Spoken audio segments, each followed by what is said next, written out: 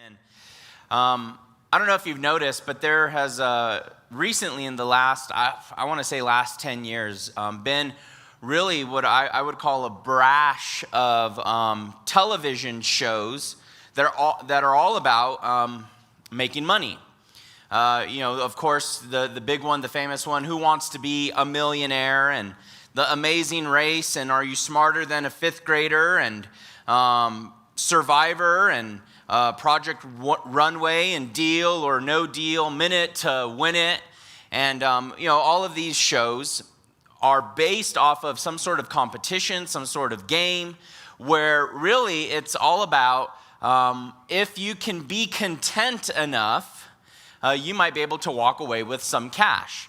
The problem is most people on those shows are never content with their first, second, or third option, and they usually roll the dice, and sometimes, unfortunately, end up losing it all. And I always think, as I'm watching some of those shows, man, if they would just be content with where they're at, they could walk away with $100,000. But no, they want the $1 million, and they want to phone a friend, and all of those things. And I just think, man, if only they were content. There was a story in USA News and World Report on the information really regarding the American dream for us as Americans. And the idea of the American dream included owning your own home, having your needs met, maybe even some of the little things that you would like to enjoy in life. And the story said that for the Americans with the average household income of roughly $25,000, poll showed that those who believed if they made $25,000, that if they made $50,000, that they would finally be where they needed to be. The same poll conducted asked people who made $100,000 what they needed to have in order to live and be content. And for them, it was roughly $192,000 a year. Basically stating that the American dream usually lies nearly twice the distance away, or at least financially speaking, usually double. And if we're real honest with ourselves, there are many areas of our life where we're not content. In a recent study on body image, it said 25% of men and 45% of women are on a diet at any given day. Roughly 80% of women are dissatisfied with their appearance in some shape or form. And I found this one to be shocking. 51% of 9 to 10-year-old girls feel better if they restrict themselves from eating or on a diet of some sort. 91% of people surveyed in college campuses were on some sort of diet at some point, and Americans spend $40 billion a year on diet and dieting and kind of the related products. Most people are dissatisfied with what they make. Most people are dissatisfied with maybe something in their body image, where they live, what they drive. And we're seeing a rise, at least culturally, a rise in income, but also a rise in debt.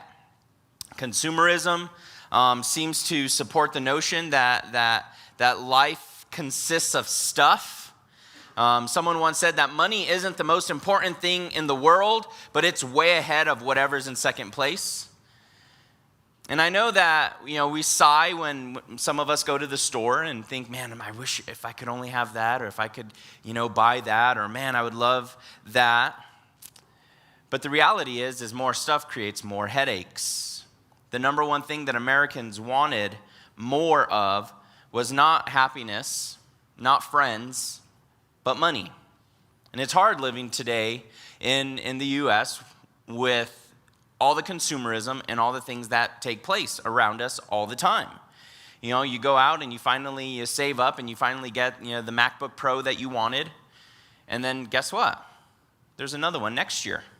And this one has a little touch screen, And now you got the new iPhone and it doesn't even come with a headphone jack, And but guess what? They're coming out with a new one, the 8. Right? It's the 10-year anniversary. Yeah, and all of these things, there's always a new one coming out, and a new iPod, and this iPod holds the Congress, Library of Congress on it, and just all of those things. And so for us, so many times we end up, as the saying goes, we buy things we don't need with money we don't have to impress people we don't like. And the unfortunate thing is how do we as believers remain content in the world around us? When there's so much stuff taking place, when there's so much consumerism, when there's so much of buy this, live this way, if only you have this, if you get this car, you'll finally make it out into the woods and be happy. And what happens is how do we find contentment in our culture, in our society? Well, this morning, Paul the Apostle gives us really an outline for real true contentment for the Christian life. And he would tell us, or at least remind us, that contentment doesn't come from having a plethora of stuff, or a plethora of piñatas, jefe. You guys ever see Three Amigos? Would you say I have a plethora? Okay, I'll stop there. Or that true contentment doesn't come from necessarily having the right body, but rather true contentment comes from having a grateful heart in Jesus Christ. And so I've titled this morning's message, if you're taking notes, Joy in Contentment. And we'll be looking at three things. Chapter 4, verse 10, we'll look at contentment bringing gratitude. Verse 11 through 12, that contentment is something that has to be learned. And then verse 13, that contentment flows ultimately from Jesus. Now, if this is your first time or you haven't been with us, just to be moving in the right direction, all moving at the same pace, we are really finishing up the book of Philippians here this week, and next week we're talking about contentment this week, and giving and so on next week. But we've been in this book since really August, and we've been going through the book of Philippians, talking about finding joy in the midst of the different things that we go through in life. So Paul the Apostle, writing to the church at Philippi, he talks about joy, rejoice, gladness of heart 19 times roughly in these 4 little chapters, and yet his situation isn't so joyful. He is in jail, in Rome, in prison, on death row, believing he is going to die. And yet he writes to this church, reminding them that in chapter 1, you can find joy in the midst of your circumstance. Chapter 2, you can find joy in spite of people. Chapter 3, you can find joy in spite of things. And then as we're wrapping up chapter 4, finding joy in the midst of fear and worry and anxiety and so on. And he reminded us a couple weeks ago that it's by prayer and supplication that anxiety, fear, fretting, worry can go away, by praising Jesus and ultimately by prayer. And then last week, he talked about really that it's not just about the heart and anxiety and worry and fear, but also the mind, and reminding us to be thinking right, and ultimately right thinking will result in right living. And this week now, he focuses a bit on, the financials, because so much of what people worry about today, so much of what people fret about today and freak out about today is based off of their bank account. If we're being true and if we're being honest, obviously, some of us worry about health issues and so on, but really, most of us, a lot of our joy, or at least comfort in life, comes based off of how much money we have in our bank account. And if we have a certain amount, then we feel good, we're a little bit comfortable, okay, we're a little bit settled and happy. And many of us wrestle with the issue of wealth and possessions, maybe the lack thereof. And it causes stress, and it causes worry, and it causes anxiety.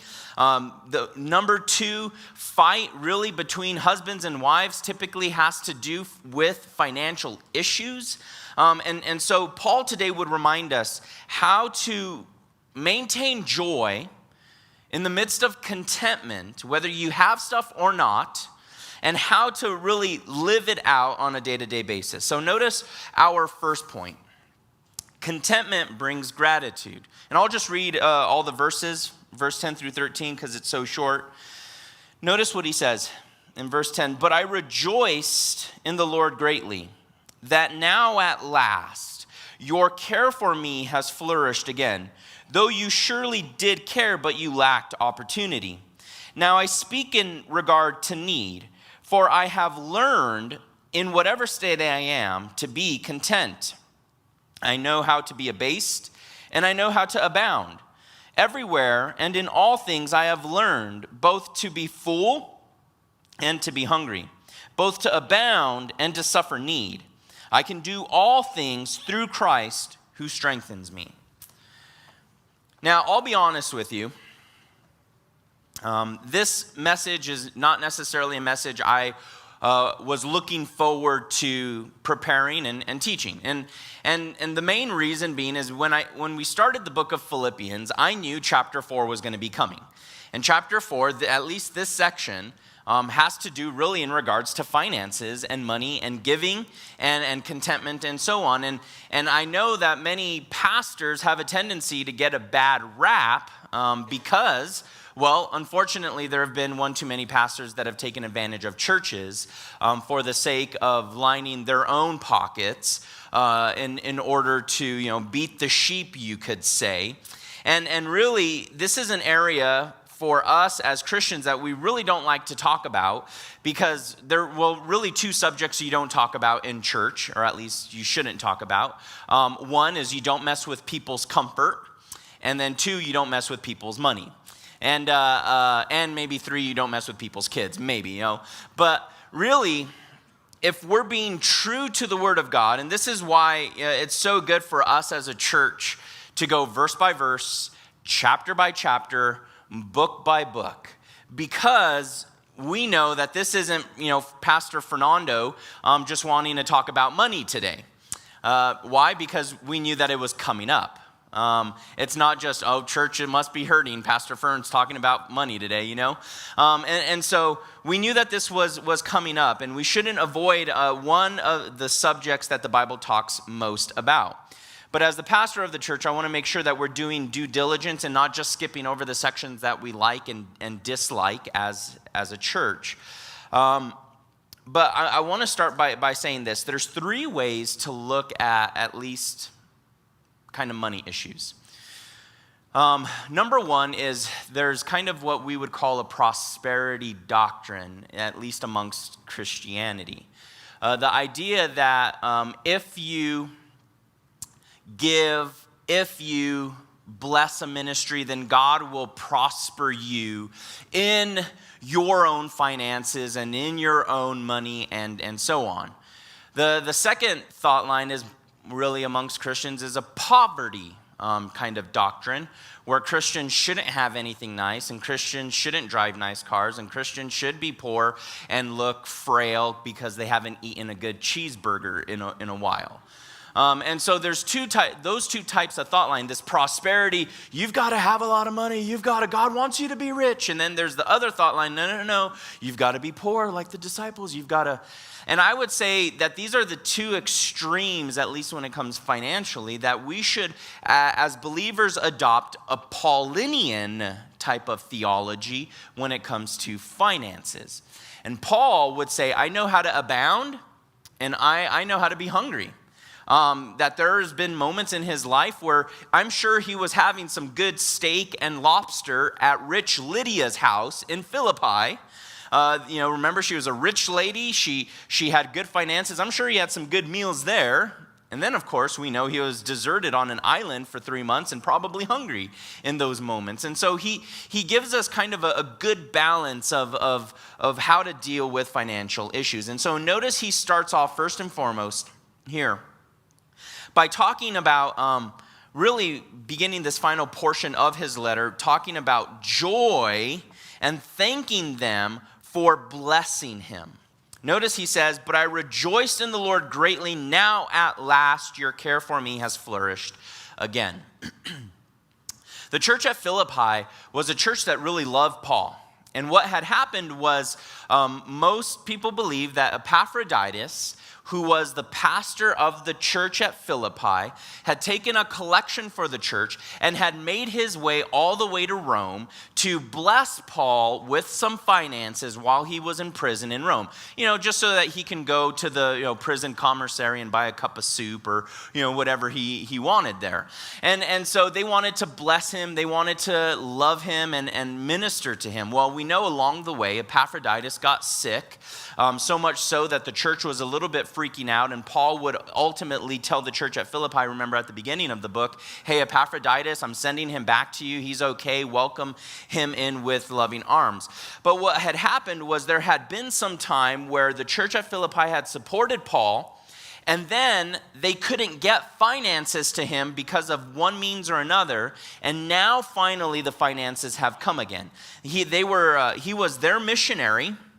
Maybe sometime after he had ministered in Athens and Corinth, the church had already financially supported him, and really they couldn't get to him and get the money to him. He was, remember, in prison for a couple of years at Caesarea by the sea. He was then on an island for a few months before he finally got to Rome, and that's why he says, you lacked the opportunity to give. Remember, there was no direct deposit, no Apple Pay. There was no way to be able to get the money, get the finances to him. You had to have somebody actually literally take it. And so Paul was stoked, out of his mind, you could say, that the church had finally come and given him finances, or at least supported his ministry. He says, I rejoice in the Lord greatly. Now at last your care for me has flourished again, that you have finally given once again. He says, though you surely did care, but you lacked the opportunity. Well, you didn't have the opportunity to give. Paul never asked for money. He never asked for money from the churches. This is one of the main reasons why for us as a church, we just have a box. In the back, we don't pass a plate. We don't have a thermometer up on stage that says, this is where we're at. This is where you need to give. This is where we're at for the budget. None of that. We as a church, as you know, we believe where God guides, God provides. If God doesn't want us doing it, then we won't be doing it. There won't be means and or finances for it. We want to give people opportunities to give for sure, but we don't ask. We just have the box, and if the Lord places it upon your heart, then man, that's how you give. And thus far, we've never missed a payment. Thus far, we're not in debt. Thus far, we've always been able to make our bills and so on, simply by the generosity of the church and of people willing to just put money into a box. But Paul never asked. He never wrote the church saying, hey guys, I'm in need. As a matter of fact, in 1 Corinthians chapter 9, verse 11 through 18, he says this, since we have planted spiritual seeds amongst you, aren't we entitled to a harvest of physical food and drink? If you supported others who preached to you, shouldn't we have an even greater right to be supported? But we have never used this right. We would rather put up with anything than to be an obstacle to the good news about Christ. Don't you realize that those who work in the temple get their meals from the offering brought into the temple, and those who serve at the altar get a share of the sacrificial offerings? In the same way, the Lord ordered that those who preach the good news should be supported by those who benefit from it, yet I have never used any of these rights. And I'm not writing to you to suggest that I want to start now. In fact, I would rather die than lose my right to boast about preaching without charge. Never asked for it. In that time, there were Greeks and Roman philosophers who would stand on street corners and gather a following, and then those people must submit to those philosophers and fund their lifestyles. But Paul always made sure that it wasn't about him and it wasn't about the finances. He always made sure that he did ministry not because of money, but he did ministry because it's what God had called him to do. And Paul was simply saying, listen, you just lacked the opportunity. You wanted to give, but you just lacked the opportunity to do it. And he was grateful for their generosity. Grateful for their generosity to support his ministry. And Paul communicates his gratitude here in a fashion that I would say avoids the three pitfalls, at least when it comes to talking about money. Number one, or I'll give you all three: manipulation, flattery, or silence. Manipulation. Paul doesn't manipulate the church at Philippi financially. Paul didn't want his gratitude to be interpreted as a request for more money. And sometimes churches do this. Nonprofits do this. Where it's like, hey, thanks for the check, but you haven't sent one in a while. Do you really hate the orphans that much? And before long, you get these letters, and you're like, wow, I gave once to them, and now all of a sudden, they want everything from me. I mean, the letters don't necessarily say that, do you hate orphans? I mean, that would be crazy, but the message contains kind of a guilt-driven request. Twice in this passage, we'll get into it next week, when we talk about really joy in giving and the art of giving and so on. I'm kind of preparing you for next week, and some of you are like, okay, I'm not coming next week. But really, he says twice in the section next week, not. In verse 17, he says, not rejoicing in the gift, but in the Lord. Not rejoicing in money, but rather the fruit that it produces in the church. Second way that sometimes people have a tendency to deal with money issues is flattery. Try to manipulate you, or flattery. Paul avoids flattery here by not going over the top. He doesn't say, oh, you gave me this money, I'm going to put a plaque in your name in this prison cell, and it's going to be beautiful, and no, he doesn't do that. And this is one of the reasons why for us as a church, I don't know who gives. I don't know who gives. I don't know what you give. I don't know how much you give.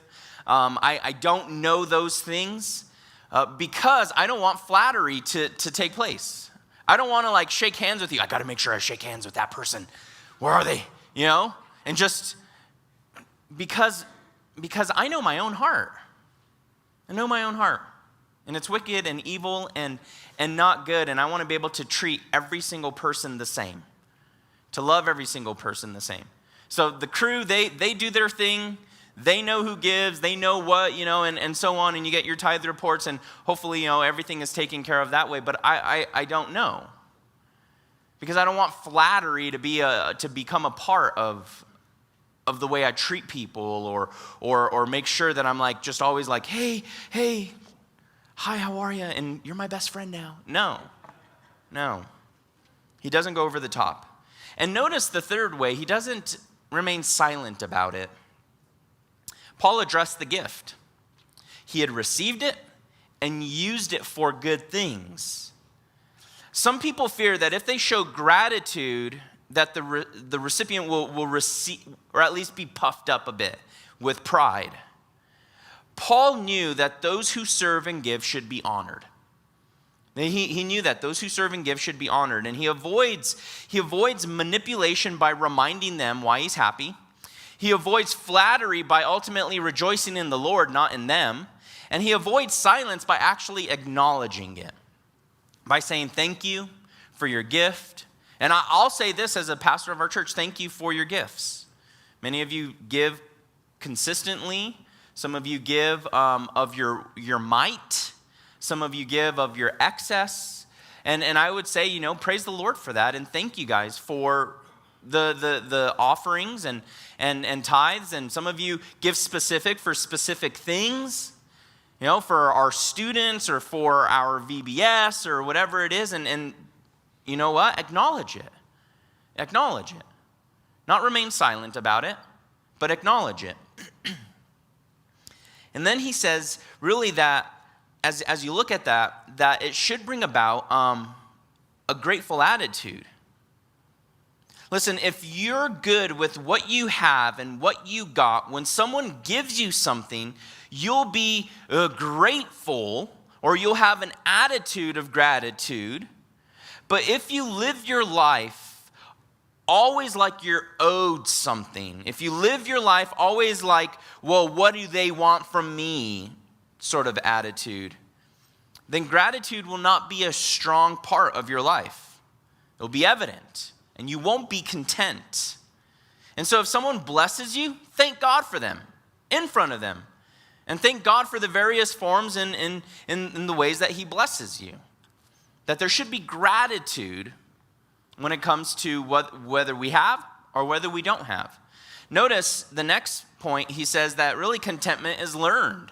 Verse 11, he says, not that I speak in regard of need, but I have learned in whatever state I am to be content.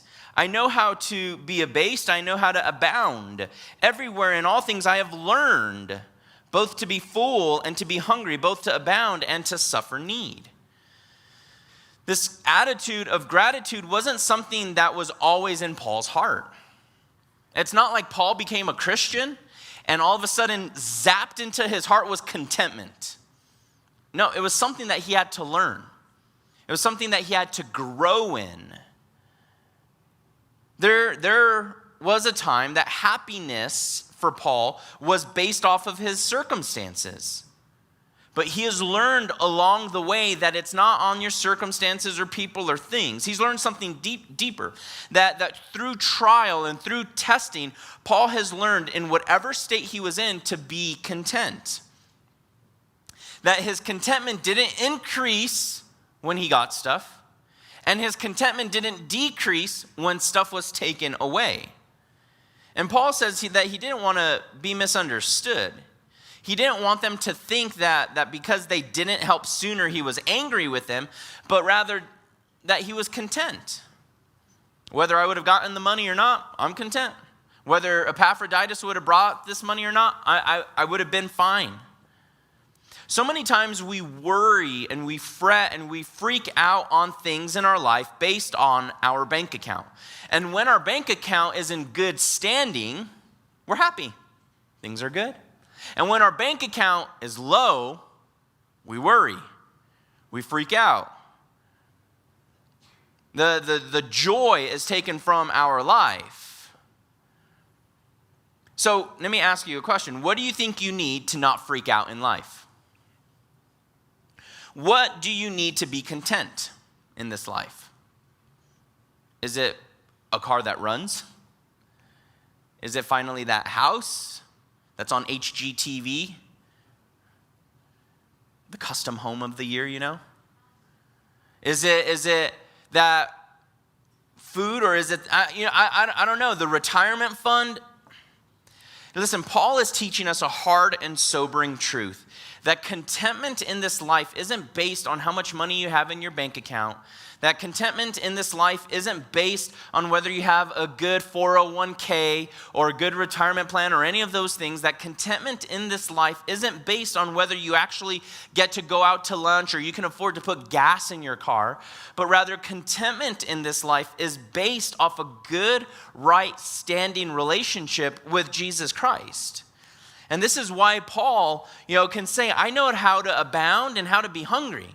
I've had some good steak dinners in my life, and I've gone without food at times. I've learned to, be able to, I can go buy, brand new clothes. And I've also learned that goodwill isn't so bad either. I've learned how to be content in whatever area of my life I'm in. And he stayed steady and content because he found joy in Jesus, not because of cash in hand. Paul was content because he could see life from God's point of view. He focused on what he was supposed to do, not on what he felt he deserved or felt he should have. He was grateful to God for all that he was given because he focused on the eternal things. As believers, we have this joy too. That regardless of what life throws at you, that you can remain and or at least be content and have joy in Jesus, whether things are going well or not. Contentment is not trying to escape from the battles and pains and hardships of life, but rather having joy and peace in the midst of the hardships of life. And some of us might be like, well, Fernando, I'm not Paul. I'm not Paul. Like, that's Paul. Like, he's like number 3 in line in heaven. You know what I mean? And it's like God, Jesus, Holy Spirit, Paul, Billy Graham, Mother Teresa. You know, like,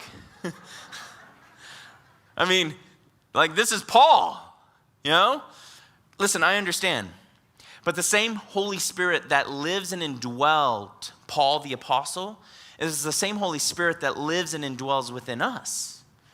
And so if the same Holy Spirit lives and indwells within us, then we can learn in whatever state we're in to be content. To say, God, you know what? I don't know how I'm going to pay this bill, but I'm going to trust you in the middle of this. And God, you know what? You blessed me with a bonus this year. I'm going to give and serve and help. That we know how to remain content in the midst of those things. So how do we as believers find true contentment in this life? Well, the answer is perspective. It's priorities, and it's the power source. How do you find real contentment? Let me give you 5 things. Number 1, we need to remember that everything we have belongs to God. What we have is a gift from God. You think that if you tithe 10%, that the other 90% isn't God's? It's His. He just lets you keep 90% of it. You know? He just, I'll let you keep 90%, sure. Everything we have belongs to God. And I'm not just talking financially. Our kids. We have our kids, but our kids belong to God. We just get to be stewards for a time. We get to disciple for a time. We get to love and encourage and pour into for a time. Raise them up in the ways that they should go.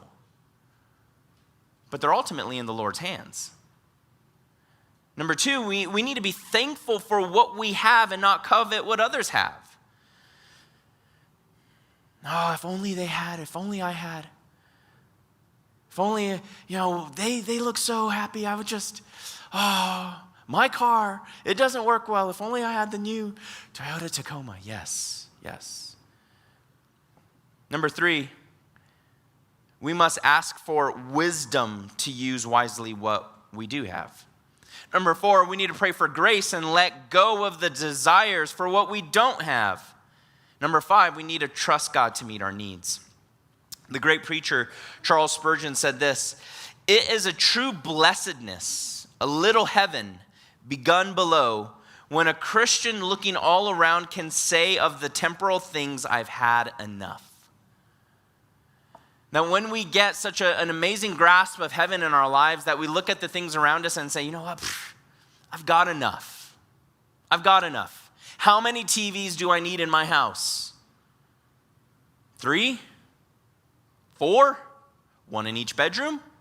1 in the bathroom? How many, just when we look at the world and we say, I've had enough. I've had enough.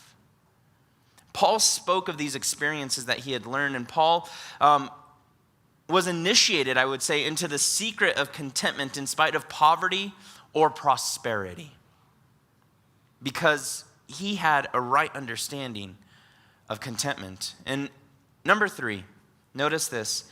Verse 13, he says that contentment flows ultimately from Jesus. He says, I can do all things through Christ who strengthens me.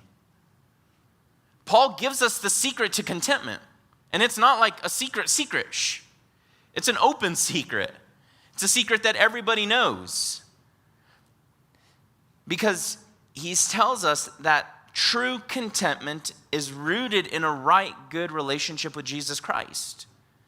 That contentment flows from Jesus because I can do all things through Christ who strengthens me. I can have need and I can also abound. We love that verse, don't we? I can do all things through Christ who strengthens me. We love that verse. We put it on t-shirts and mugs and bumper stickers.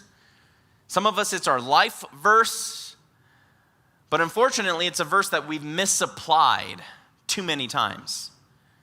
Let me explain. I can't dunk a basketball. Just letting you know. I'm a little heavy right here. I'm not really tall. I can't dunk a basketball. No matter how many times I quote that verse, I can do all things through Christ who strengthens me. I can do all things through Christ who strengthens me. I can do all things through Christ who strengthens me. The problem is not my unbelief. The problem is my height and ability. That's the problem. I can't dunk a basketball. So here's what I need to do. I have to put the ball in the hands of someone who can, so that we can win the game. And so many times we use this verse out of context. Well, I can do all things through Christ who strengthens me. It doesn't mean you can raise the dead. And it doesn't mean you can walk on water. And it doesn't mean that you can explain cold fusion to a group of second graders and it actually be entertaining. That's not what it means. At the same time, it doesn't mean that we get to use that verse to manipulate people. Well, go serve in children's ministry. Oh man, I can't do that. You can do all things through Christ who strengthens you. Listen, if you can't be around kids, stay away from our children, okay? We want church to be fun. But Paul gives us really the context here. The point and the understanding is context.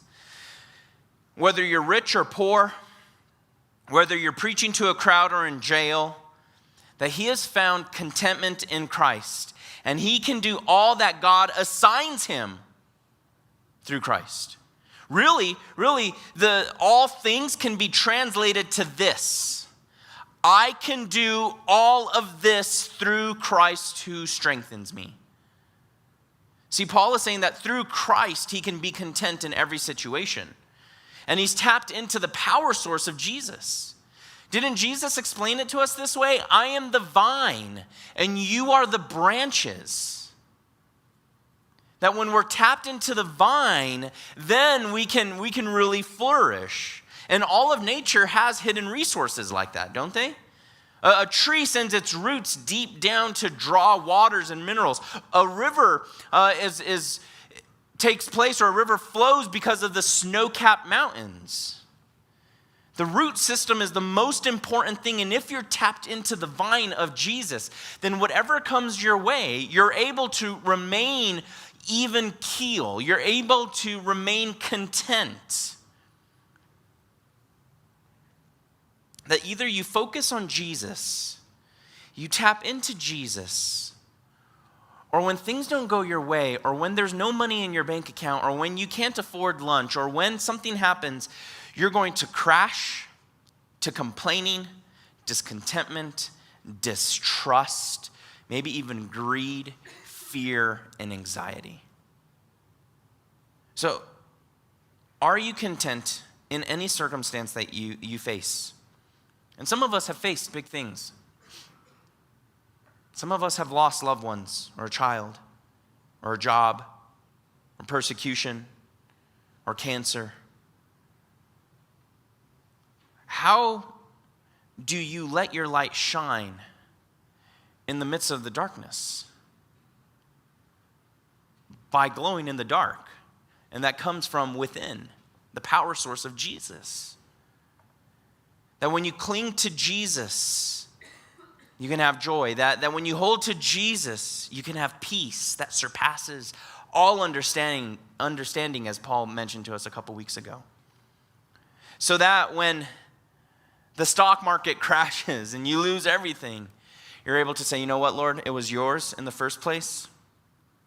I'm going to trust in you in the midst of this. And I know you're going to take care of me when I'm 80 because that was my retirement fund. And that you hold on to him and you cling to him in the midst of that. Because you can do all of that through Jesus. He will supply your need. He will carry you through. He will be the one that won't move and help you stand steadfast because you're getting your strength from him.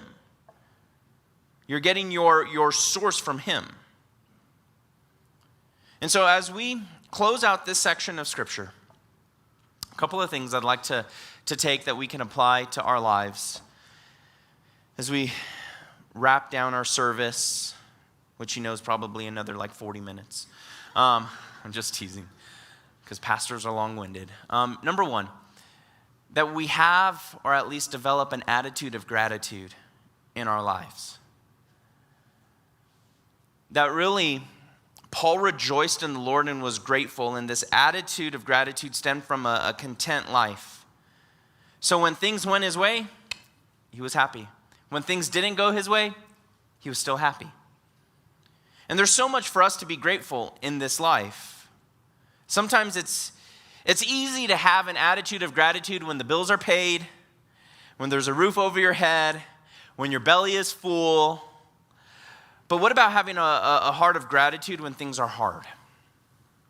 When things are difficult? Psalm 106:1 says, "Praise the Lord, give thanks to the Lord, for he is good, and his mercy endures forever."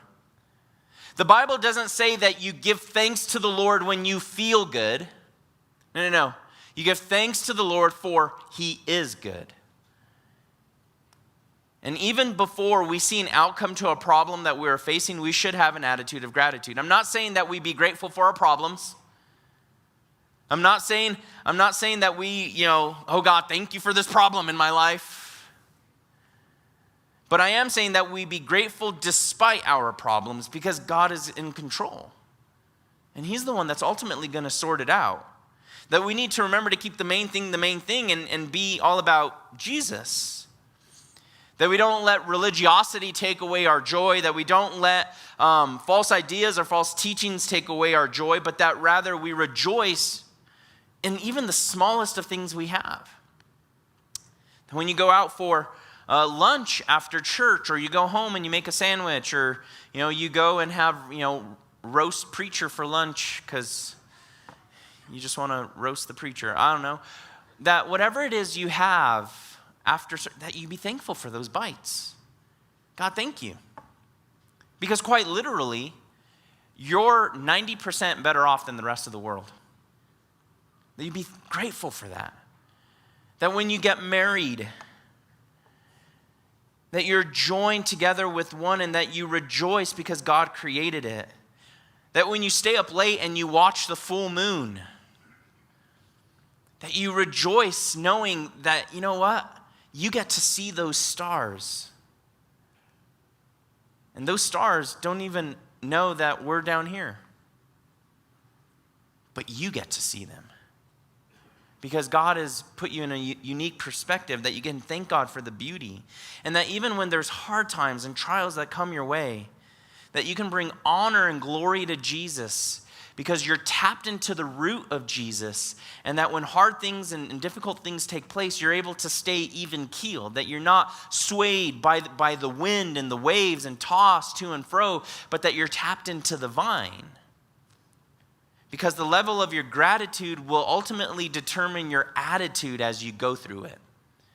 And number two, and we'll close with this one. Money problems. AKA, let's talk about the elephant in the room. Paul had learned to be content in all things. And there are three things I'd like to say about money and money issues. Number one, money doesn't bring contentment. It ultimately doesn't. Paul says, I've learned. True contentment comes from godliness in heart, not cash in hand. And it's hard because we live in a consumer culture where we're all about material possessions and free enterprise and credit cards and debt and banking and loans and all of those things. But a person who depends on material things for peace and assurance, let me tell you, will never be satisfied. You will never be satisfied trying to make the next buck. Because it's always just a little more. A little more. We'll make a little more. And then finally you get a little more. And a little more. True contentment comes from godliness. Number two, money isn't lasting. Money isn't lasting. We didn't bring anything into this world, and you're not taking anything out of this world. When you were born, you didn't come with an Amazon code, right? An Amazon password and catalog. No. And when you die, you're taking nothing with you. Job 121, naked I came from my mother's womb, and naked I shall return. The Lord gave, the Lord take away, but blessed be the name of the Lord. And I tell you this all the time, you never see a hearse carrying a U-Haul because you can't take it with you. King Tut had all the amazing gold in all the world. Guess what? It's in a museum because you can't take it with you. See, godliness is more important, but it's something you have to learn. And as humans, we do have basic needs, of course. But remember, even the poorest person in this room is richer than 90% of the world's population.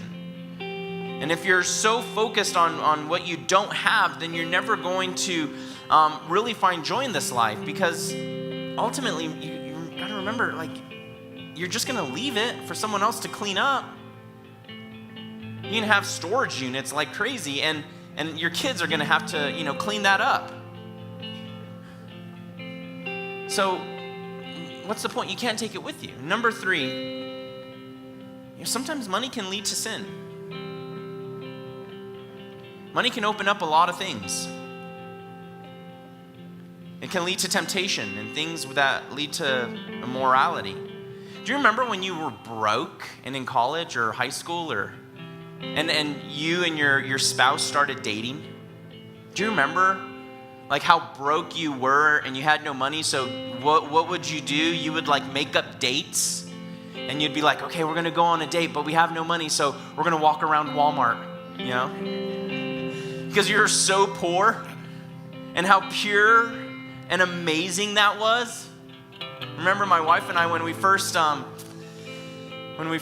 dating for Christmas, we couldn't buy each other anything, and so we had to like make it, And so she found like an 1800s Bible, and I'm a goober for old books and old Bibles and stuff, and I mean, it was just so precious, and I still have it in my office. It's just, remember how like pure that was? But then as you get married and you have kids and you make more money, and all of a sudden now you are focused on all of these things, and now you've got to insure it, and it just becomes harder and more stress. James 1:14-15 says, but when every man is tempted, he is drawn away by his own lusts and enticed, and when that lust has conceived, it brings forth sin, and sin, when it is finished, it brings forth death. Many people have lost their integrity and messed up because now they have more resources. Paul would tell Timothy that the love of money is the root of all kinds of evil. Now, money isn't evil. Money isn't evil by any means. But Paul says the love of money is a root of all kinds of evil. Money could be used for good things. Money could be used to support missionaries, support a church, feed the hungry, clothe the poor. God can use money given by generous people to help those in need and to spread the gospel. But money can also be used to sell drugs. People will sell their bodies for money. People will kill for money. People will steal for money. The businessman will neglect his family for money. The dreamer will lose friends by gambling for more money. Someone once said that greed is not measured by what something costs, but what it costs you. And if anything costs you your faith, or if it costs you your family, it's not worth the price. No man can serve two masters, and you have to decide today, will I serve money or will I serve God and find joy and contentment in the midst of all things? Will I be content in Jesus? Will I have abundant life in Jesus? And let me tell you, maybe some of you are here this morning and you've been trying to find happiness and joy by simply making more money, spending more money, trying to get money. And money has become your God. It's on the throne of your heart. It's what you think about when you first wake up in the morning. It's what you fret over and worry about. Let me tell you, you will never find complete joy and satisfaction in this life if that is your focus. It's only by a right relationship with Jesus Christ, who came and gave his life so that you can have eternal life. And we want to give you an opportunity to place your hope, trust, and love in him, and not in money that you can't even take with you. What's it profit a man to gain the whole world but ultimately lose his soul? Nothing is worth losing your soul over. Let's pray. Dear Jesus, I thank you that this morning we have been given an opportunity to find joy, peace, and satisfaction, not in what's in our bank account, but in you. And I know, dear God, that many of us, we're here, we're at different points in our life, different walks of life. Some of us have been fretting and worrying and freaking out over money issues that ultimately has made us lose joy. It's made us lose sleep. I pray, dear God, that we would have a right perspective and a right heart and a right attitude in you.